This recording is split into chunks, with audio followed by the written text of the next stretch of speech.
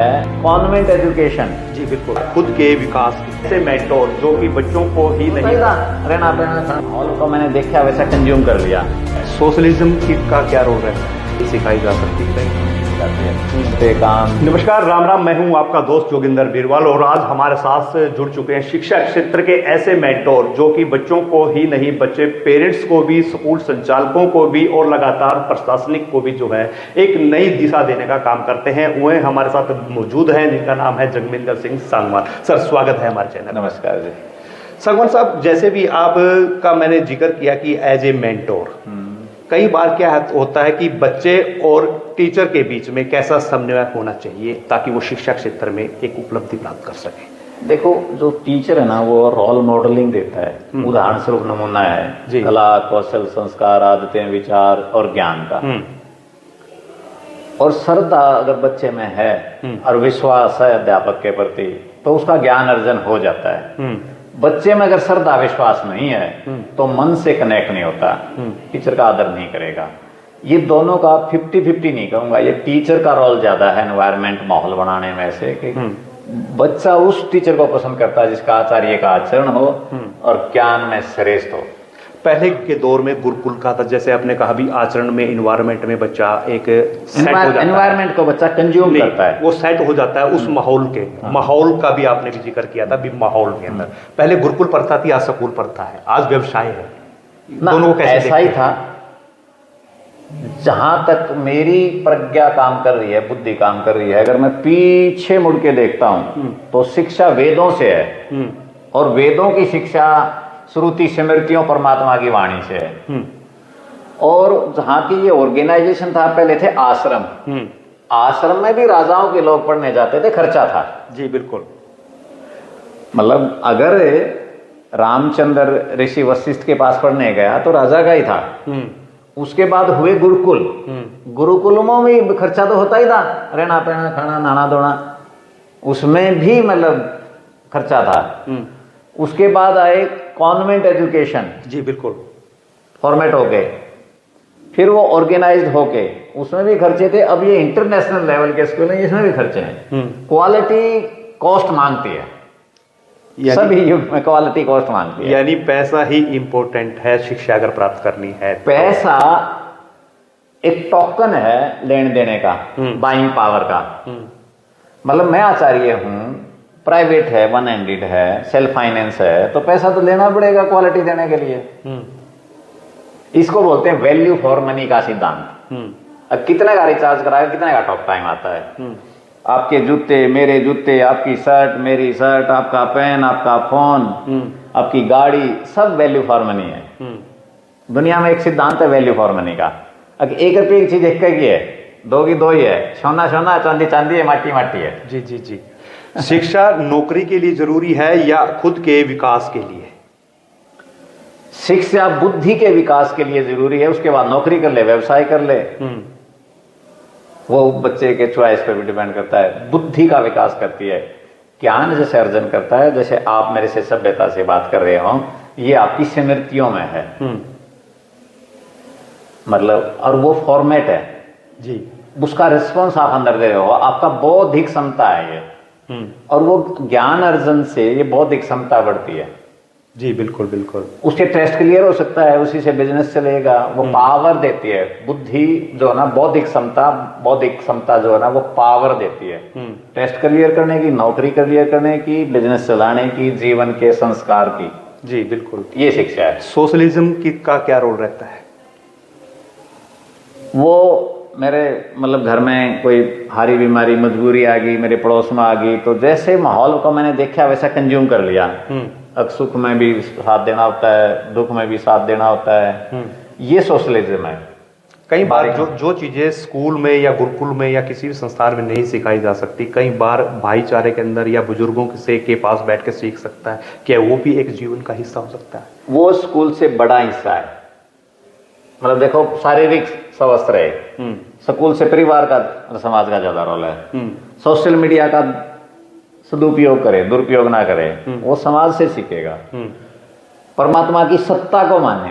हम तो प्रार्थना सबकी करवाते हैं। बिल्कुल बिल्कुल। वो परिवार है, नास्तिक है, धर्म को मानता है, नहीं मानता है, सेकुलर है, नॉन सेकुलर है, तो वो समाज के देख के 3 चीजें मान लो इसमें, एक परिवार और एक समाज। जी बिल्कुल। जैसे मैं एक उदाहरण देता हूँ। एक पेरेंट्स आए थे, 4th क्लास में बच्चा था, बोले जी हमारा बच्चा गाली देता है। मैंने उसको कहा जी देखो, पाठशाला में सिलेबस में कहीं नहीं गाली और टीचर देता नहीं। बिल्कुल। वो उल्टे पड़ गए, कहते आप यूं कहना चाहते हो कि भाई परिवार ने सिखाई है? हाँ जी, परिवार तो बिल्कुल नहीं सिखा सकता।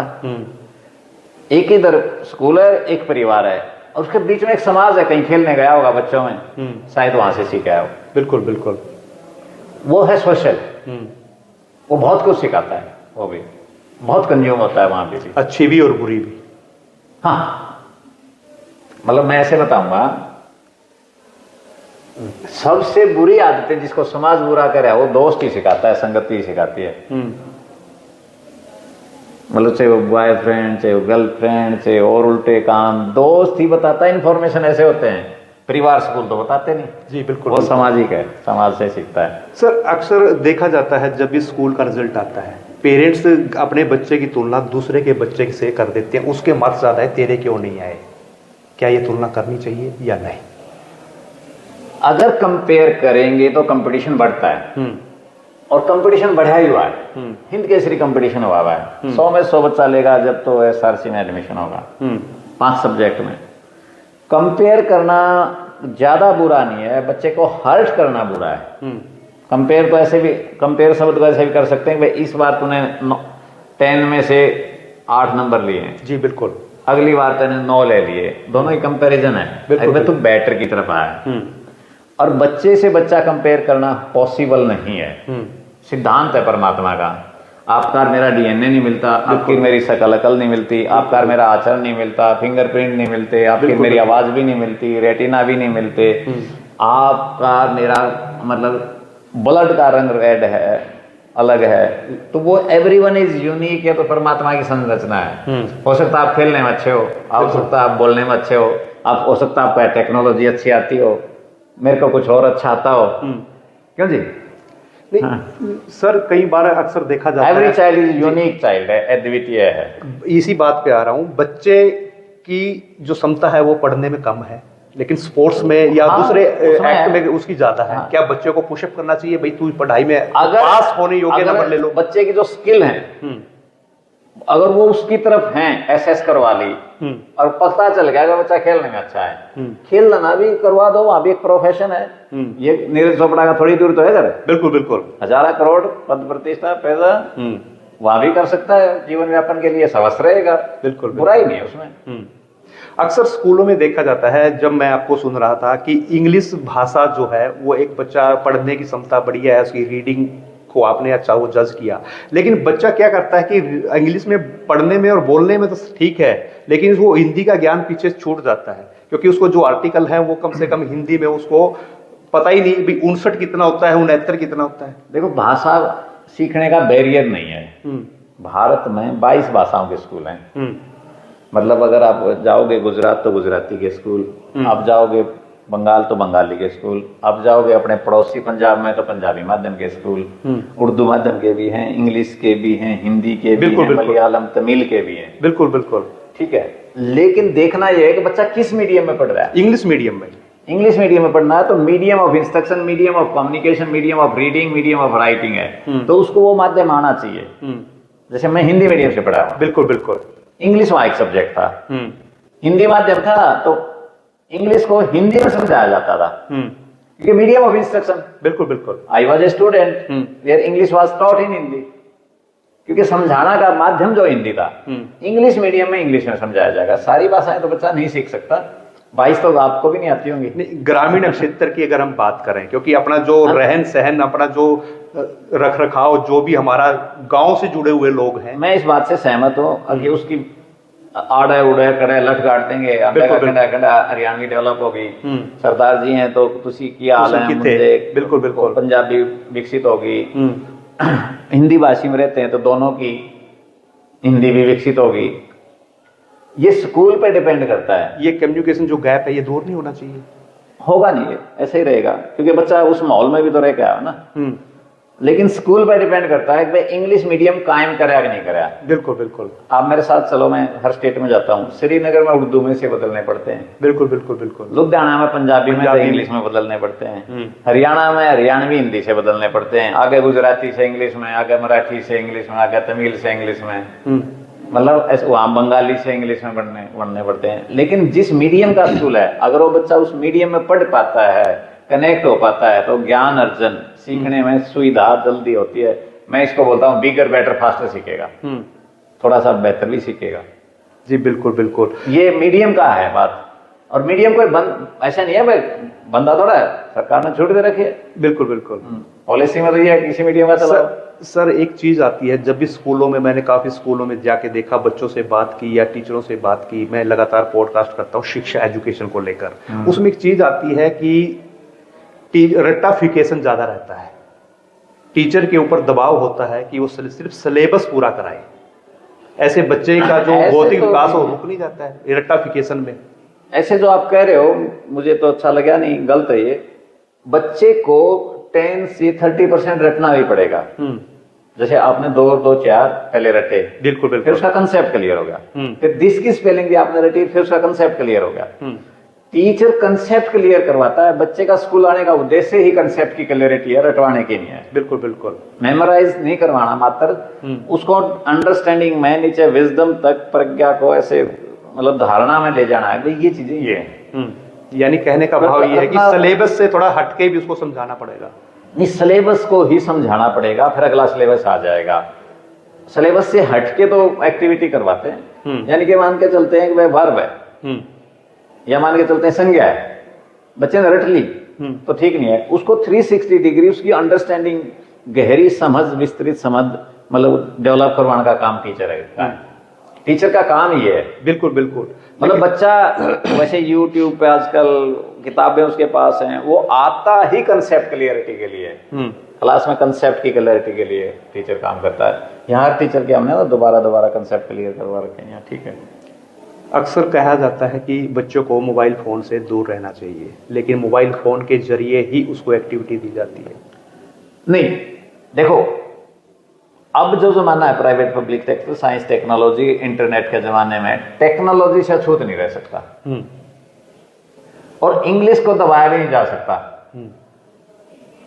अब आपको आजीवन टेक्नोलॉजी यूज करनी है, बिल्कुल, और आपको टेक्नोलॉजी नहीं सिखाएंगे, पॉसिबल नहीं है। पॉसिबल नहीं है। दुनिया में हर चीज के यूज और मिसयूज, सदुपयोग और दुरुपयोग, और अच्छाई बुराई है, वो जितना उसकी मतलब समझ पे डिपेंड करता है। जैसे मैं इस चीज का पक्षधर हूं, अगर को एजुकेशन होनी चाहिए, लड़का लड़की जाके हस्बैंड वाइफ बनने तो उनके एक दूसरे का आचरण का समझ हो जाए, को एजुकेशन प्रेफर करता हूं। बिल्कुल, फिर भी लड़की लड़कियों के भी स्कूल हैं, लड़का लड़कों के भी हैं। बिल्कुल बिल्कुल बिल्कुल बिल्कुल।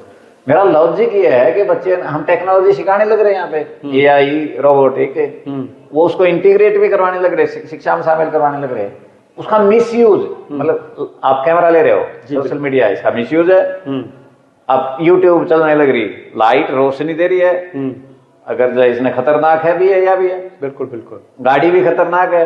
ये तो सर्दी, गर्मी, बरसात, आंधी, मीह, तूफान, ये तो भोजन भी कई बार गड़बड़ कर देता है। उसमें भी पेस्टिसाइड है। हाँ, कई बार रिश्तेदार भी लड़ लेता है। ऐसे तो मतलब थोड़ा मैच्योर हो गया, आउट ऑफ बॉक्स, मतलब मैच्योर हो गया, थोड़ा सा दूर, मतलब थोड़ा है वो भी चाहिए। आर्टिफिशियल इंटेलिजेंस यानी मिसयूज तो मैं बताऊं बुरी चीज तो क्या है। जब भी कोई खुशी होगी, लो मीठा खाओ। बिल्कुल बिल्कुल। अरे शुगर मिसयूज बीमारी हो जाता है, गड़बड़, नेगेटिव है। ये भी बात सही है। ठीक है जी, वो मतलब उसका सदुपयोग देखना है और उसकी जो बुराई है उससे बचा कर रखना, ये बुद्धि है। एआई का दौर आपका जिक्र किया, एआई को बढ़ा भी रहे हैं, प्रयोगशालाएं भी बन रही हैं, आर्टिफिशियल इंटेलिजेंस के लिए सिस्टम बना रहे हैं। ऐसा नहीं लगता कि बच्चा उस टीचर से दूर हो जाएगा अगर ऑफलाइन जो क्लास ले रहा है, या ये आज की डेट में आजीवन, जब तक मेरा जीवन रहेगा और जितनी मेरी बुद्धि है, आजीवन टीचर का सब्स्टिट्यूट नहीं आएगा। टीचर का सब्स्टिट्यूट नहीं आएगा, टीचर का कोई विकल्प नहीं होगा। ये टेक्नोलॉजी टीचर की हेल्प करती रहेगी। पहले चार्ट थे, फिर टेक्नोलॉजी आ गई, ईवीआई आ गई, यूट्यूब आ गया, ये मदद करते रहेंगे। मैंने एक मेरा दोस्त है वो बोला कि इस पे जो ना ये टोल पे फास्ट ट्रैक लगे, नौकरियां चली जाएंगी। बिल्कुल बिल्कुल। मैं कहा लिख ले, फास्ट ट्रैक से और कुछ लग ले, इसकी नौकरी नहीं जाएगी, इसने मदद करेगी, इसने पैसे गिनने नहीं पड़ेंगे, खुले नहीं देने पड़ेंगे, पर नौकरी इसकी यहीं मिलेगी। बिल्कुल बिल्कुल बिल्कुल। टेक्नोलॉजी सुगम कर देती है काम को। टेक्नोलॉजी इंसान का काम कम ज्यादा नहीं कर सकती। मान के चलिए थोड़ा कम कर दिया किसी का गणना का, तो वो टेक्नोलॉजी बनाने वाले को काम मिल गया। बिल्कुल बिल्कुल बिल्कुल। सर, पीटीएम का जिक्र करते हैं, स्कूलों में महीने में एक पीटीएम होती है, पेरेंट्स टीचर मीटिंग करते हैं, बच्चों के शिक्षा को लेकर बात होती है, उसके व्यवहार को लेकर बात होती है, लेकिन कहीं ना कहीं अक्सर देखा जाता है वो शिकायतों का अड्डा बन जाता है स्कूल की तरफ से। आपका बच्चा काम करके नहीं लाता, आपका ये गाली देता है, आपका इसका व्यवहार ठीक नहीं है, दूसरे बच्चों के साथ वो छेड़खानी करता है, एक दूसरे की चीज़ें निकाल लेता है। वो शिकायतों का अड्डा होना चाहिए या उसके विकास के लिए चर्चा होनी चाहिए जब पेरेंट्स टीचर्स के पास बेच रहा है? जब भी आप कोई काम करोगे, अब आप ये काम कर रहे हो, पॉडकास्ट बना रहे हो, चुनौतियां आपको आएंगी, ये तो ह्यूमन नेचर है। उनका समाधान का अड्डा है वो बेसिकली। तो वो दोनों पे डिपेंड करता है, परिवार और स्कूल, एटीट्यूड पे। बिल्कुल। ये एटीट्यूडनल जो आचरण और व्यवहार है, ये यहाँ एक भी पेरेंट्स ऐसा नहीं करेगा कि हम पेरेंट्स जब पीटीएम होती है तो हमने भाई पूरे साल ये सिखाया, आओ मिलकर बात करेंगे, कहाँ कहाँ कमी रहेगी उनको सुधार करेंगे। ये पीटीएम है, यानी शिकायत का अड्डा नहीं है। शिकायत तो पेरेंट्स करता है, हम भी करते हैं, उसका नाम हम शिकायत नहीं कर देते, नीड इंप्रूवमेंट नाम रख रखा है ताकि ये चीज सुधरेंगी। आपका अनुभव कैसा अच्छा है? पूरा मैंने कई स्पीच आपकी सुनी है, उसमें एक चीज देखने को मिलती है, अक्सर स्कूलों के अंदर बच्चों के लिए होता भी क्या करना है सिखाया जाता है, लेकिन वो कैसे करना है वो रास्ता कम बताया जाता है ना। हम यहाँ खिलाते हैं तो उसकी एप्लीकेशन बताते हैं, जैसे फिजिक्स है तो उसकी एप्लीकेशन बताइए कहाँ लागू होएगा। हमारी लेसन प्लान दिखा देता हूँ, ले गए ऐसे पढ़ाएगा बच्चा, ये ज्ञान लेगा और जीवन में ये यहाँ लागू होएगा, उसको बोलते हैं एप्लीकेशन ऑफ नॉलेज। वो हम सिखाते हैं, 50-60% बच्चे सीखने लग गए, और अब तो कॉलेजों में तो ये ज्यादा हो गया एप्लीकेशन ऑफ नॉलेज। अगर ज्ञान को कहाँ लागू करेगा, मतलब एक और है साइकोलॉजी, मतलब जब वो काम करता है तो उसकी तो जॉब है सीखना बच्चे की, उसको ये बताया जाता है ये काम आएगा, ऐसे ऐसे करना है। बिल्कुल बिल्कुल। तो उसको प्रोजेक्ट होते हैं, ये तो इंक्वायरी है जो आप कह रहे हो, प्रोजेक्ट बेस्ड है। यहाँ हर बच्चे के प्रोजेक्ट होते हैं, फेस्टिवल के भी, सेलिब्रेशंस के भी, ये काम आता है। नहीं, अक्सर देखा जाता है कि जैसे ये टेबल है, आपको ये टेबल उठा के उस कोने में लेके जानी है, लेकिन ये नहीं बताया जा रहा कि आपको 2 बच्चे लग के इस टेबल को उठा के वहां इसको आप रख सकते हो। कमी है इस चीज की, नहीं मतलब, लेकिन अच्छे स्कूलों में नहीं है। वो एप्लीकेशन ऑफ नॉलेज बताते हैं, ज्ञान को जो आपने लिया है वो कहाँ कहाँ लागू करना है, इसका स्किल बोलने लगे। स्किल डेवलपमेंट का सबका हर लेसन प्लान में इंटीग्रेट है। अच्छे स्कूलों में जिनमें जाता है हम करवाया है जी। पिछले 5 साल में और बढ़ा है, कोविड के बाद अब और ज्यादा हुआ है। सक्सेस का मूल मंत्र क्या रहने वाला है, लास्ट में थोड़ा सा खुलकर बताएं। सक्सेस का कोई मूल मंत्र नहीं है, जिस दिन सूरज निकले उस दिन बच्चे को आदत ऐसी डालो, काम कर ले, प्रैक्टिस कर ले, जुड़ा रहे, खेलना, नहाना, धोना, उठना, बैठना, मौज मस्ती के साथ साथ जिस दिन बीत दिन निकलता है ये देख ले उसने काम कराया कि नहीं। रीडिंग का, राइटिंग का, डायरी, ड्रेस, डिसिप्लिन का काम कर रहा है तो 100% सक्सेस है। बीच में गैप आ गया, महीने महीने बच्चे ने काम नहीं कराया, होमवर्क नहीं कराया, बीच में पढ़ाई छोड़ दी, छुट्टी मार गया और कुछ हो गया, स्कूल बदल गया, फिर ने फीस नहीं दी, तो गड़बड़ हो जाती है। ये जीवन निर्माण की उम्र में से सालों साल कंटिन्यूस चलाने का है। अब मतलब सक्सेस वो बताता हूं मैं, एक बच्चा कितने फुट का है, 2-2.5 फुट का स्कूल में आया, बिल्कुल बिल्कुल 6 फुट का लगभग हो जाता है, 5.5 फुट। हाँ, किस दिन बढ़िया 15 साल में, कितनी लंबाई हुई 15 साल में आपकी, नर्सरी से जब आप +2 है तो किस दिन बढ़िया? बिल्कुल बिल्कुल, कोई दिन फिक्स नहीं है, हर रोज उसको पोषण करना पड़ेगा, हर रोज ग्रोथ मिलती है। जब ग्रोथ बढ़िया मिलती है, 1 महीने खाना ना खिलाओ कुपोषण हो जाएगा। हाँ, तो वो ज्ञान का जो है भंडारण भी धीरे धीरे ऐसे ही अर्जन करके होता है। धन्यवाद, बहुत बहुत धन्यवाद सर, बहुत बहुत धन्यवाद।